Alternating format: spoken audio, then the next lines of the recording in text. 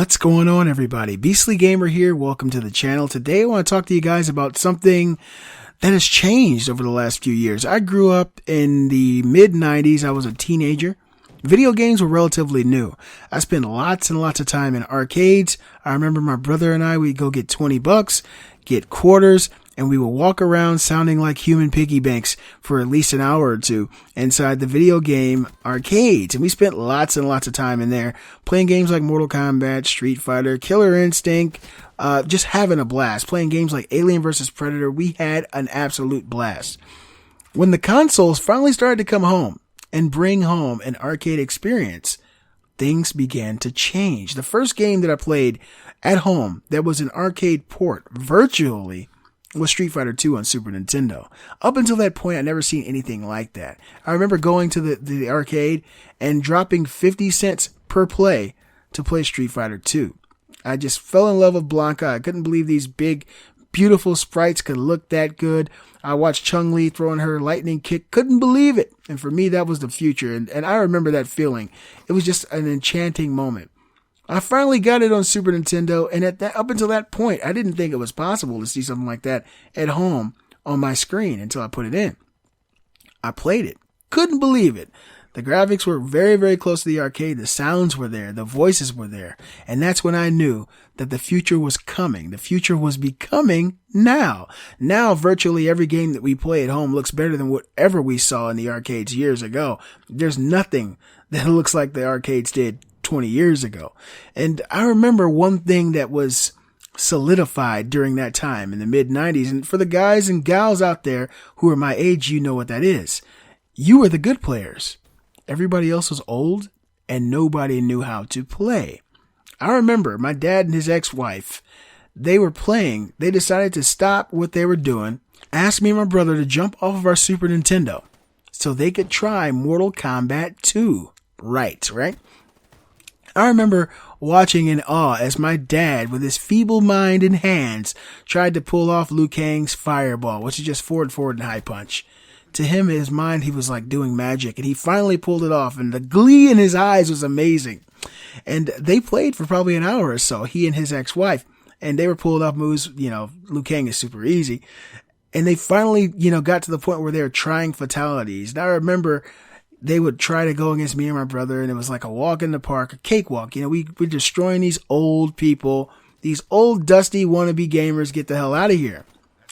Times have definitely changed, and it's becoming a realization to me the more and more I watch my teenage children. My children call themselves gamers. To me, they're more casual gamers. They play things like Clash of Clans, and they're always on their phones, and they'll play a little bit of Last of Us every now and then, but they call themselves gamers. To me, they're casual. And they've played Tekken before and Street Fighter, and they know Mortal Kombat. They know all these moves. They know how to do it. But whenever I play against my kids, I destroy them. And it's just amazing to me how crazy that change, that paradigm shift is, that now the old people are the good people, showing the young people how to play. And I think that the future is better for that. It's awesome. I remember the first time I let my dad play Mario 64, actually holding the controller and running around. He looked like the happiest kid you'd ever seen. He couldn't believe that this is real. And that feeling was very special for me, right? But that's never going to happen anymore, because these kids coming up, all their parents grew up playing video games. It's a whole new culture now. Everybody grew up with some form of video game. If you didn't have a console, you had a Game Boy. You played Tetris. You know the whole concept of what gaming is. And so these kids coming up, basically, they're going to be fighting their parents for video games, and to me, that is totally awesome. I love destroying my kids in video games. To me, that shows them how much I love them, that I think enough of them to make them actually try, and I whip their ass every single time. And that's something that if my father could have done, he should have, but he couldn't have, and the world has changed, and to me, it's a beautiful thing, and I just wanted to bring that to you guys. Did any of you guys have kids, first of all? Let me know if you got kids. If you got kids, do you ever play like competitive gaming with them? And for the most part, who wins? That's what I want to know in the comment section. Probably it's you. More than likely it's you whooping on your kids. And the funny thing is, 20 years ago, that was the total opposite. A kid could have just destroyed a parent in one of the arcade games or at home on their console. And I just love the way that has done a complete 180 in our society. I can't wait to see it's going to be granddads and grandmas playing video games one day. There's going to come a time where my children, their children are going to come into the house and ask me to play Minecraft with them. An old game that's clunky and looks like crap. And I'll know it. I'll know how to play it.